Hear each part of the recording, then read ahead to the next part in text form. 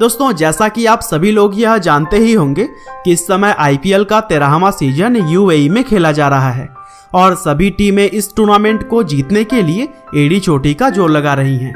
और चूंकि corona virus फैलने की वजह से इस बार आईपीएल के मैच बिना दर्शकों के खाली स्टेडियम में ही खेले जा रहे हैं, इसीलिए स्टेडियम के अंदर दर्शक के रूप में सिर्फ टीम से जुड़े हुए कुछ अहम लोग और टीम के मालिक वगैरह ही मौजूद रहते हैं।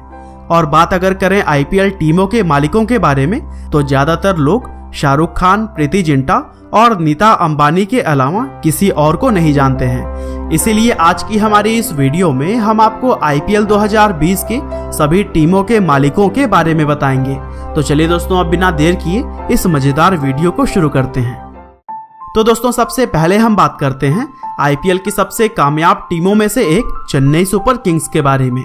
आपको बता दें कि इस समय चेन्नई सुपर किंग्स टीम का स्वामित्व Chennai Super Kings cricket limited नाम की एक कंपनी के पास है। और साथ ही हम आपको यह भी बता दें कि यह कंपनी इंडिया सीमेंट कंपनी की ही सब्सिडरी है। यानी कि दूसरे शब्दों में अगर कहें तो चेन्नई सुपर किंग्स टीम की ऑनरशिप इंडिया सीमेंट कंपनी के पास है। और सिर्फ 2020 में ही नहीं, बल्कि आईपीएल के पहले साल यानी कि 2008 से ही India cement Chennai Super Kings की मालिक बनी हुई है। और बात करें इंडिया सीमेंट कंपनी के बारे में, तो 1946 में स्थापित हुई यह कंपनी सीमेंट बनाने का काम करती है और इस समय कंपनी के मैनेजिंग डायरेक्टर एन श्रीनिवासन हैं। और दोस्तों, आपको बता दें कि N Srinivasan International Cricket Council यानी कि आईसीसी के पूर्व चेयरमैन और बीसीसीआई के पूर्व प्रेसिडेंट भी रह चुके हैं और इसीलिए चेन्नई सुपर किंग्स टीम के मैनेजमेंट का काम भी वही संभालते हैं। और दोस्तों, इसी तरह से आगे बढ़ते हुए अब बात करते हैं आईपीएल 2020 की एक और प्रसिद्ध टीम दिल्ली कैपिटल्स के बारे में। आपको बता दें कि इस समय दिल्ली कैपिटल्स टीम की ऑनरशिप दो कंपनियों जीएमआर ग्रुप और जेएसडब्ल्यू ग्रुप के पास है और यह दोनों ही कंपनियां दिल्ली कैपिटल्स टीम के 50-50% हिस्से की मालिक हैं। लेकिन ऐसा नहीं है कि दोनों ही कंपनियां शुरुआत से इस टीम की ऑनर रही हों, क्योंकि साल 2008 में जीएमआर ग्रुप ने अकेले ही इस टीम को खरीदा था और उस समय इस टीम का नाम दिल्ली डेयरडेविल्स हुआ करता था। और फिर साल 2008 से 2017 तक इस टीम की ऑनरशिप सिर्फ जीएमआर ग्रुप के ही पास रही थी, जबकि साल 2018 में जेएसडब्ल्यू ग्रुप ने 550 करोड़ रुपए की राशि चुकाकर इस टीम का 50% हिस्सा अपने नाम कर लिया था।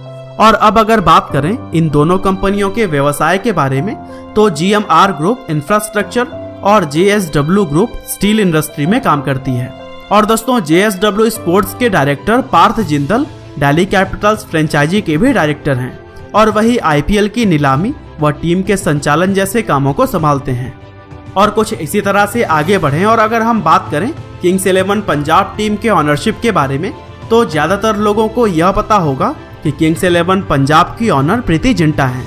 लेकिन असल में ऐसा नहीं है, क्योंकि हम आपको बता दें कि इस समय किंग्स 11 पंजाब टीम के 1-2 नहीं बल्कि 4 मालिक हैं।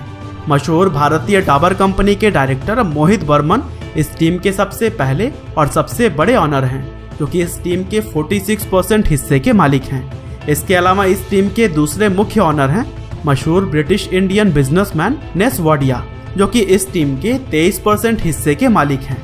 और फिर इसके बाद नंबर आता है बॉलीवुड अभिनेत्री प्रीति जिंटा का, और वह भी इस टीम के 23% हिस्से की मालकिन है।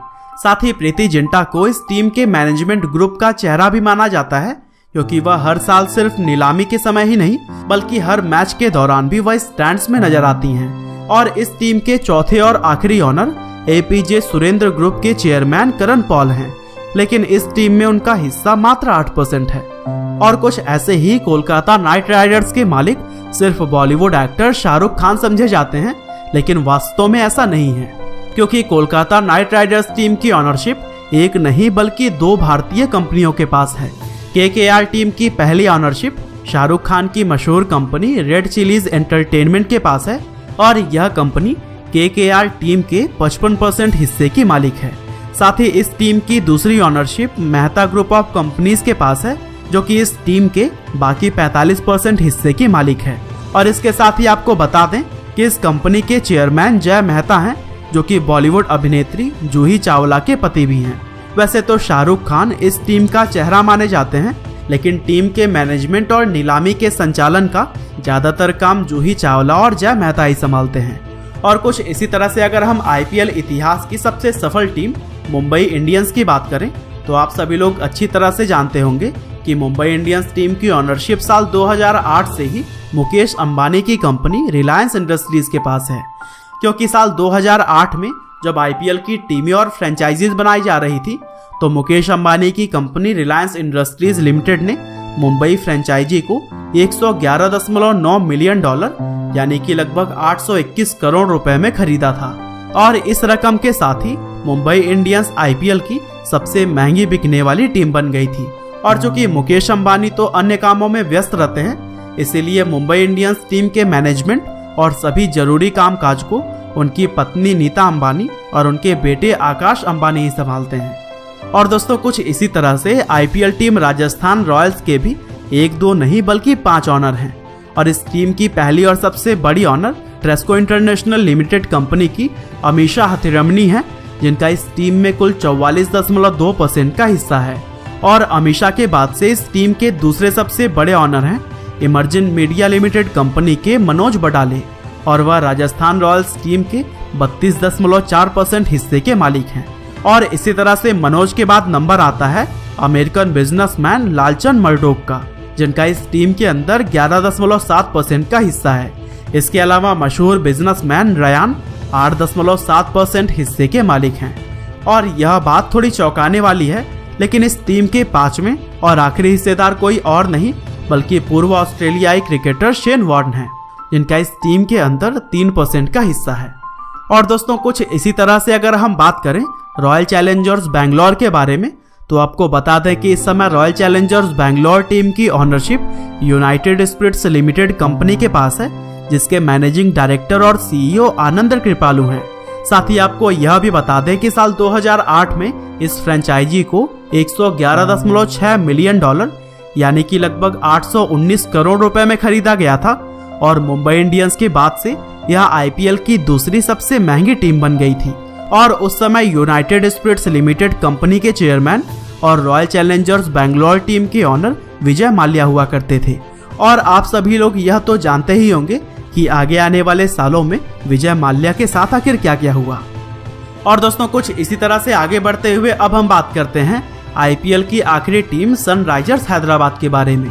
और आपको बता दें कि इस समय सनराइजर्स हैदराबाद टीम की ownership Sun TV network company के संस्थापक कालीनिधि मारन के पास है, और वही इस टीम के इकलौते मालिक भी हैं। वैसे साल 2008 में हैदराबाद फ्रेंचाइजी की ownership Deccan Chronicle limited company द्वारा खरीदी गई थी, और उस समय इस टीम का नाम डेक्कन चार्जर्स रखा गया था। लेकिन साल 2012 में डेक्कन क्रॉनिकल कंपनी बैंकरप्ट हो गई, जिसकी वजह से इस टीम की जगह सनराइजर्स हैदराबाद ने ले ली। और अगर बात की जाए सन टीवी नेटवर्क कंपनी की तो आपको बता दें कि यह एक मशहूर भारतीय मास मीडिया कंपनी है, जिसकी स्थापना साल 1993 में कालीनिधि मारन द्वारा ही की गई थी। और इस कंपनी की कामयाबी का अंदाजा आप इसी बात से ही लगा सकते हैं कि कालीनिधि मारन को इस समय भारत के सबसे अमीर लोगों में भी शुमार किया जाता है। तो दोस्तों ये थे आईपीएल 2020 में खेल रही सभी 8 टीमों के ऑनर्स। आपको हमारी यह वीडियो कैसी लगी हमें कमेंट करके जरूर बताइएगा। साथ ही इसी तरह के इंटरेस्टिंग वीडियोस को लगातार देखने के लिए कृपया लाइव हिंदी को सब्सक्राइब करें और बेल आइकन को भी दबाना ना भूलिएगा। आपका बहुमूल्य समय देने के लिए बहुत बहुत धन्यवाद।